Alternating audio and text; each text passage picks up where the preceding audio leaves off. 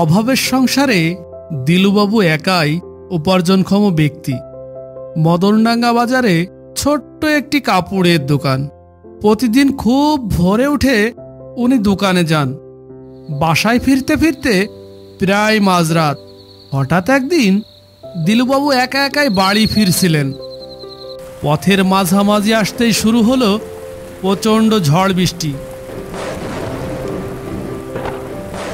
রাস্তা পুরোই ঘুটঘুটে অন্ধকার, জনমানবহীন। দিলুবাবু একা একাই হাঁটতে শুরু করলেন। না, ঝড় বৃষ্টি আসার আর সময় পেল না। এই ঝড় বৃষ্টির মধ্যে এখন আমি এতটা পথ যাব কি করে? এত যে চেষ্টা করি সকাল সকাল বাড়ি ফিরবো, তার কিছুতেই পেরে উঠিনে। যাই, আল্লাহর নাম নিয়ে রওনা করি। জাতিপথে যেন একজন সঙ্গী সাথী পেয়ে যাই, না হলে তো একা একাই যেতে হবে। কি হলো আজ আমার কিছুই বুঝতে পারছি না। সেই তখন থেকে কেমন যেন গা ভার ভার লাগছে। কিছু দূর যেতেই উনি কিছু টুকটাক শব্দের আওয়াজ শুনতে পেলেন। মনে হচ্ছে কেউ যেন ফিস ফিস করে কথা বলছে। হঠাৎ করে দিলুবাবুর পাশ দিয়ে কি যেন একটা দৌড়ে চলে যায়। ওরে বাবারে, কি ওটা? ঘোড়ার মতোই তো মনে হচ্ছে, কিন্তু ঘোড়ার মাথা কই? ওরে, তোরা কে কোথায় আসিস রে? ওরে বাবারে, এই আমি কান ধরছি, আর আমি এত রাত কোনোদিনও করব না রে। একে তো ঘোড়া, তাতে আবার কল্লা ছাড়া।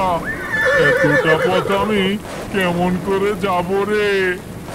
জব্বর ফাঁসা ফেসে গেলাম রে। এবারের মতো মরলে আর কোনোদিন বাঁচবো না রে দিলু। তাড়াতাড়ি বাঁচালা। হঠাৎ দিলুবাবু দেখলেন তার সামনে একটি লোক হারিকেন হাতে হাঁটছেন। যা যা, দূর হয়ে যা। আমি থাকতে কারও কোনো ক্ষতি করতে পারবি নে। ভালোই ভালোই পথ ছাড়, না হলে আবার কিন্তু বোতল বন্দি হবি। জি হুজুর, আমি চলে যাচ্ছি। তবে একটা কথা, এত রাতে মানব জাতি চললে আমরা চলবো কখন? এ কথা বলে গলাকাটা ঘোড়াটি নিমেষেই হাওয়া হয়ে গেল। ঘুরে বাবারে, আর ভয়ে গলাকাটা ঘোড়াটি পালিয়ে গেল। তাহলে উনি কোনো পীর মশায়েক বুজুর্গ ব্যক্তি হবে। যাক বাবা, বড্ড বাচ্চা বেঁচে গেছি। এই তো, ওনার সাথে এবার নিশ্চিন্তে চলে যেতে পারবো। যাই, একটু জোরে পা চালিয়ে যেতে হবে, তা না হলে ওনাকে ধরতে পারবো না। এই যে ভাই, আমি আপনার সাথে সাথে যেতে চাই। আমারে আপনার সঙ্গে নিয়ে চলেন। কি হলো, শুনছেন? পা চালিয়ে আয়, পিছন ফিরে তাকাবি না। দিলুবাবু যতই জোরে জোরে হাঁটছেন, কিন্তু হারিকেন হাতে লোকটি সেম দূরত্বে এগিয়ে থাকছেন। কিছুতেই কাছাকাছি পৌঁছাতে পারছেন না। ও ভাই, একটু আস্তে হাঁটেন, আমারে আপনার সঙ্গে নিয়ে চলেন।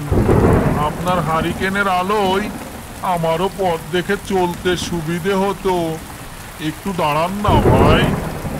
এই বলে দিলুবাবু আরও জোরে জোরে হাঁটতে শুরু করলেন, কিন্তু কিছুতেই কাছাকাছি যেতে পারলেন না।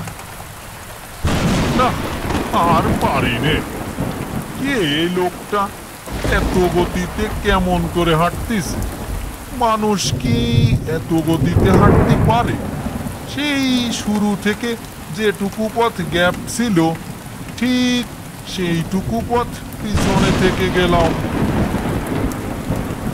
হঠাৎ লোকটি সামনে থেকে বলে উঠল, যা যা, ভালো করে চেয়ে দেখ। তোর বাড়ির সামনে এসে গেছিস, কাউকে কিছু বলিস নে। যারা রাত্রিকালে বিপদে পড়ে আমি তাদেরকে পথ দেখিয়ে বাড়ি পৌঁছে দেই।